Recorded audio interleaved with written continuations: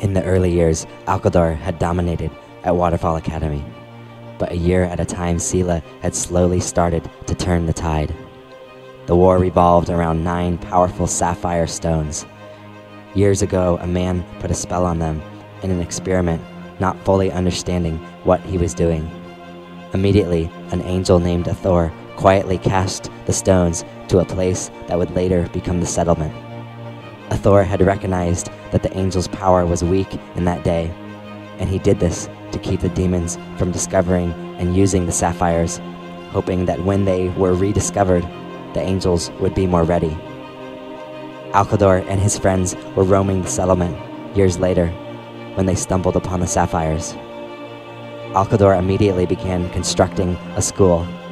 To keep many children from perishing, Sela answered the call and came with his friends to war against Alkador. The story that I'm telling you is the 10th year of Waterfall Academy. This particular year, something happened that had only happened one other time. The first 8 sapphires went 4 to Sela and 4 to Alkador. Every year, whichever side captured the majority would have power the following year. The final sapphire was on the line in the final battle, which took place every year at the gates of Alkador's castle. Sadier walked through the angels' camp, feeling the energy of hundreds of warrior angels as they revved each other up for what would be the biggest battle of the year and a pivotal event in the history of Waterfall Academy. But Sadier's mind was on Saymi. No matter what any of his teammates told him, he was convinced that the enemy was targeting her. Only a few students' lives have been lost this year, but every one of them had been predicted in Sadier's graveyard scene. Sadier still didn't quite understand what this scene meant, but all he knew was that there was one stone left belonging to a living person, and that stone was Saymi's. It seemed to be a powerfully ominous prophecy that she would perish in the coming night, but Sadier refused to accept it. If he could just find a way to keep her alive for the next 24 hours, then the year would be over. He knew it wouldn't be easy. Many Alma members had been lost in this battle. Last week, Saymi came to the doorway of Sadier's room and said, "What song were you just playing?" "I wasn't playing anything," he replied. "You weren't? But I heard music," Saymi said. Sadier's heart sunk as he said, "Saymi, that was heaven. I'm scared for you about your destiny, but we might be able to alter it." But Saymi's eyes faded red, and she walked down the hall murmuring, "What a beautiful melody." This made Sadier go into a frenzy, researching Omicron reactions, the final battle, destiny, anything he could that might help him figure out a way to protect Saymi. After Adrian pushed Dalton through the wall that day, Sadier had changed. The next time Dalton picked on Saymi, Dalton made sure Adrian wasn't around, but Sadier walked up to Dalton and told him to stop. Dalton shoved Sadier to the ground, but Sadier jumped to his feet, and they started fighting. Sadier was beaten and came home bloody, but Saymi's countenance was changing. Then, as I told you, Sadier's fear for Saymi caused him to lose focus, and he allowed himself to be dragged down into the earth and cherry planted, a move that the angels' camp was still yet to understand. But simultaneously, as this was taking place, 2 significant events also took place, back to back. First, the Alma student captain Lakish tracked down a core member of the Darma named Jessica. He chased her for hours, calling to her. His words eventually broke into her heart, and she collapsed, exhausted from trying to keep him out. Lakish carried her back to the angels' camp, and Valerie said she cried through the whole night. Lakish had rescued Jessica from the demons, and consequently unsettled the demon's strength significantly in the upcoming final battle. The veteran boy's move may have been enough to tip the scales to the angels' side. The second event involved Sadier's teammate Madeline. As you may recall, Madeline's brother was captured by Alkador the previous year, and the most popular theory regarding his fate was that the creatures kept him locked in the castle that the angels were about to attack. Reuben and occasionally other members of the Alma said they could sometimes feel his presence at the school. Madeline had kept her cool the whole year. Perhaps being so near to the castle was what finally broke her, or perhaps she was just biding her time from the beginning. But regardless, on that night, Madeline fled from the angels' camp, heading for the castle. Adrian immediately disappeared into the woods, hoping to track Madeline down, but he was no match for her. Lakish, who had just returned with Jessica, heard from Abigail that Madeline had taken off. He tactfully took Saymi, who was Madeline's best friend, and went after Madeline. Lakish tracked Madeline down, and the sound of Saymi's voice made Madeline pause momentarily, but then she raced on into the trees so quickly that not even Lakish could follow her. After hours of searching, Lakish and Saymi finally turned back toward camp. Meanwhile, Abigail realized that it was way past time when Sadier should have joined them. She put some clues together and realized that Sadier had taken off his scales and allowed the enemy to drag him into the earth. Adrian returned and they began a rescue mission, which was eventually successful as they pulled Sadier out of the earth. Such were the events that led up to the final battle.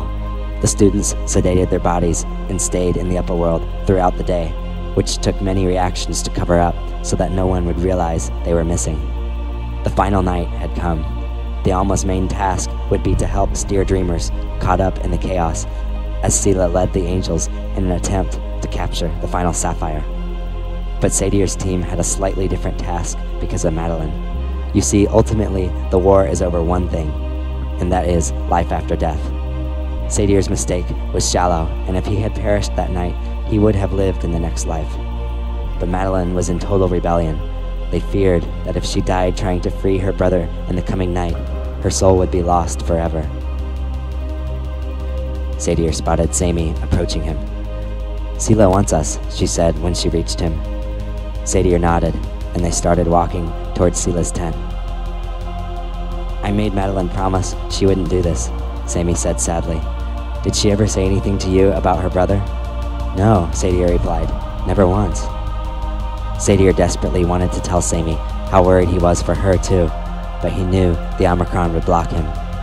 He could only hope that his insight on her destiny might give him some chance to protect her.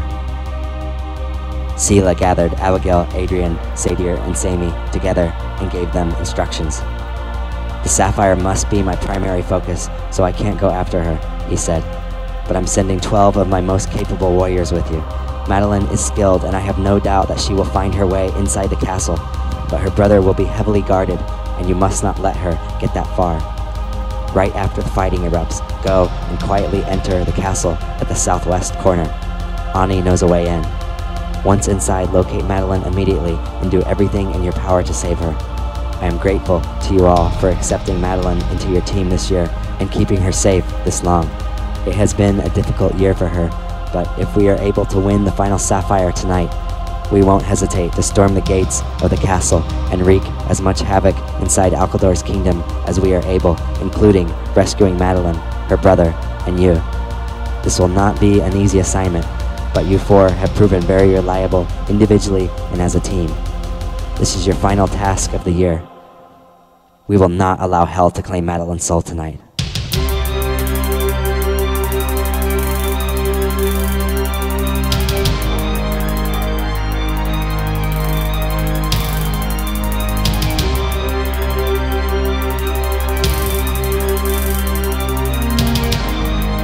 Daylight started to fail, and crimson streaks spread across the sky. They left silently, accompanied by the 12 warriors Sela had promised. Through the long grass, they moved swiftly. Sadier occasionally caught glimpses of the epic white castle towering at the top of the hill, but something adjacent to the castle kept catching his eye. It looked like a waterfall of both darkness and starlight pouring over the southern cliff. Sadier eventually asked Adrian what it was. "That is what the school's named after," Adrian replied. "Alkador built next to the waterfall because it is extremely powerful in this universe. The angels call it Galaxy Waterfall." Just then, Sadier heard hundreds of shouts start to rise from far behind them. He turned to witness Sela's army thundering over a small hill. Sela and Alkador's warriors crashed together in a tremendous roar in front of the castle as the last few rays of sunlight were leaving the horizon. Ani, the warrior angel who was leading the mission, quickly led the small team to the castle. In perfect silence, they approached the west wall of the castle. Sadier was terrified that a creature would suddenly appear. Ani quickly found a secret door that he had cleverly marked from the inside last year. He opened it slowly and carefully, and then held it open as the team, one at a time, entered the darkness of the castle's interior. Sadier stepped across the threshold and felt the atmosphere change. With everyone inside, Ani gently shut the door, and the team began creeping towards the dungeon without a sound. Sadier could barely see where he was walking, but he made sure he knew exactly where Saymi was.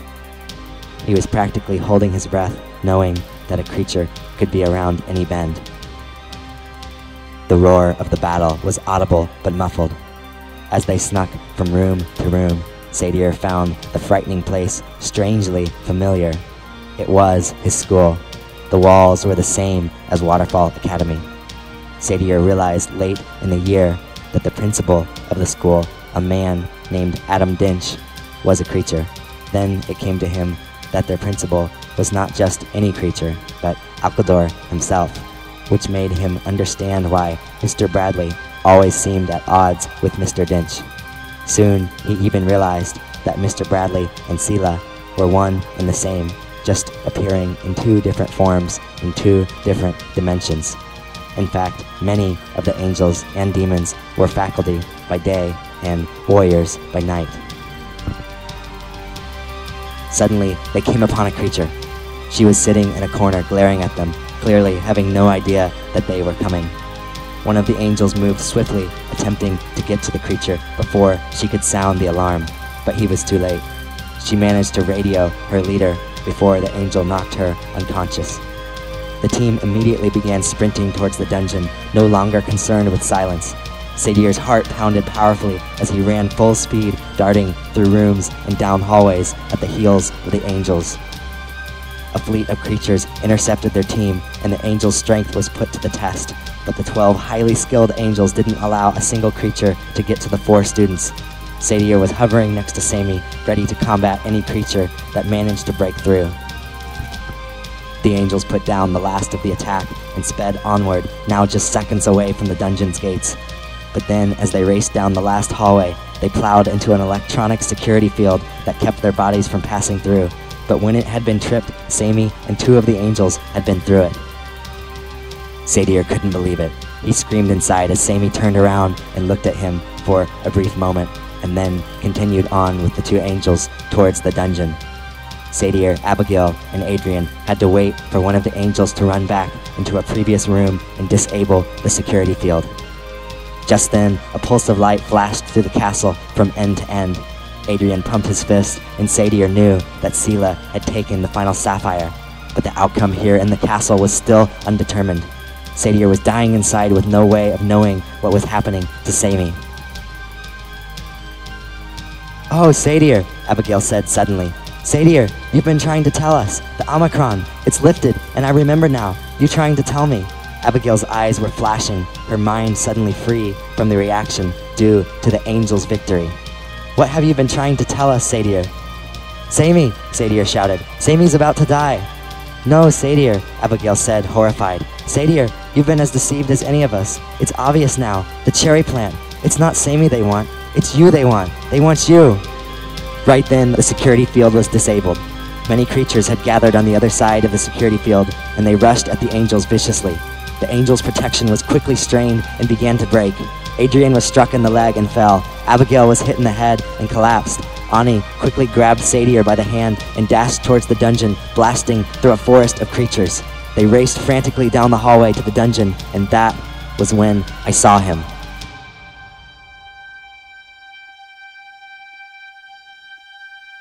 That was when I saw Sadier. My name is Sal. I'm just a kid. I go to school. Not many people know about me, but I got to be a part of something spectacular that took place last year in my school. I am Madeline's brother.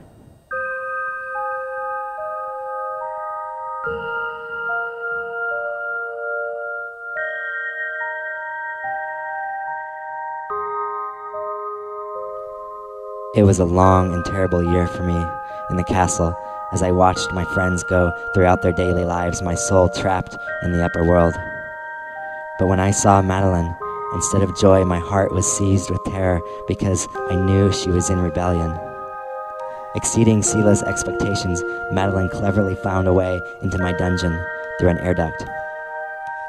But seconds following her arrival, a creature entered my cell with orders to kill me because they were nervous about the rescue mission.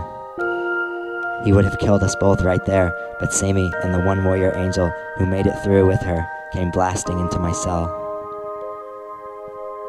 I'm not going to detail to you all the chaos that took place in the next half-minute that followed, but I can tell you that if Saymi had not been there, Madeline would not be here with me today.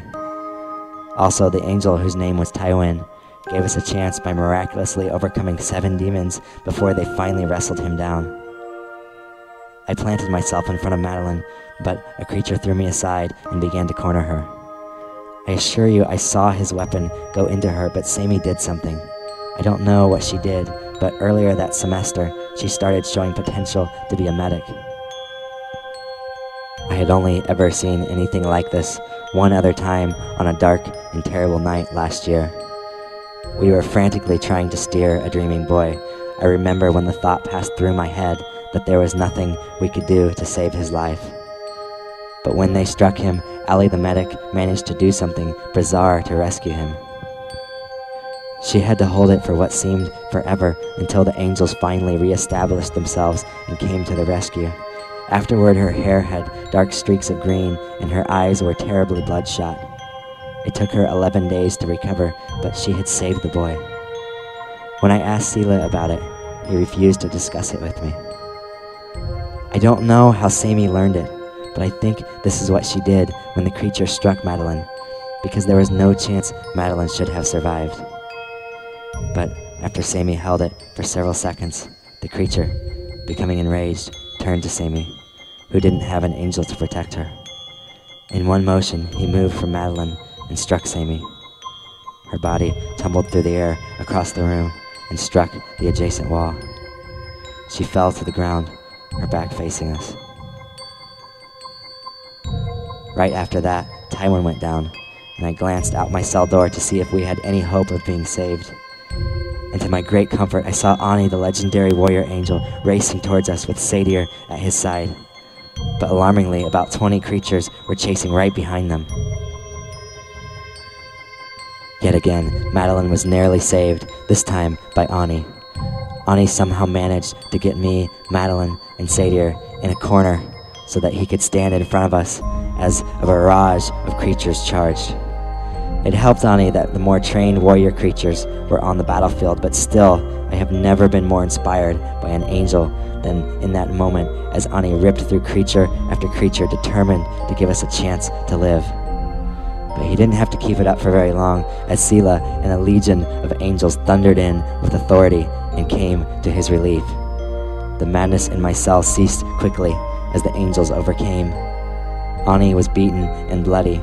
I had a nasty gash in my side, and Sadier had been struck in the shoulder, but it was obvious all his thoughts were on Saymi. Sela hurried to Sadier and tried to prevent him from going to Saymi, but Alkador had thought this moment through extremely well. This was where the cherry plant in Sadier's soul suddenly activated, and his destiny was violently derailed. Sadier angrily pushed Sela out of the way and started walking slowly to Saymi. His hands were shaking. Many angels spoke to him as they perceived what was about to happen, but Sadier pushed by them. Sadier came to Saymi and stood over her. Her body was not broken in any way.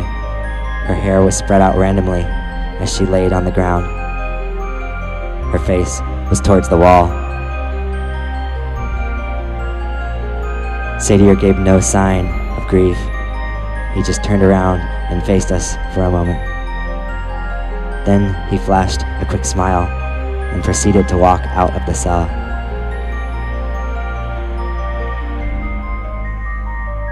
His eyes were pitch black. Inside him, darkness began to churn. Bitterness was overcoming his soul.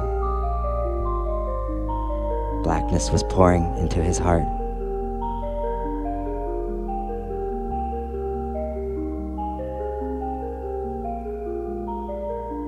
Saymi was dead.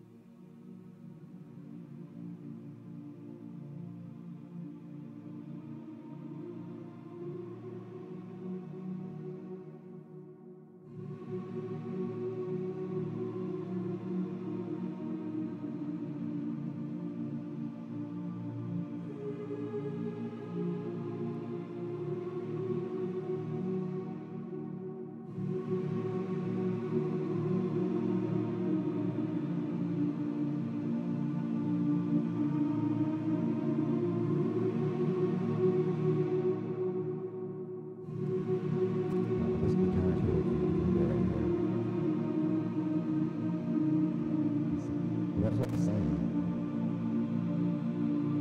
That's what makes me think that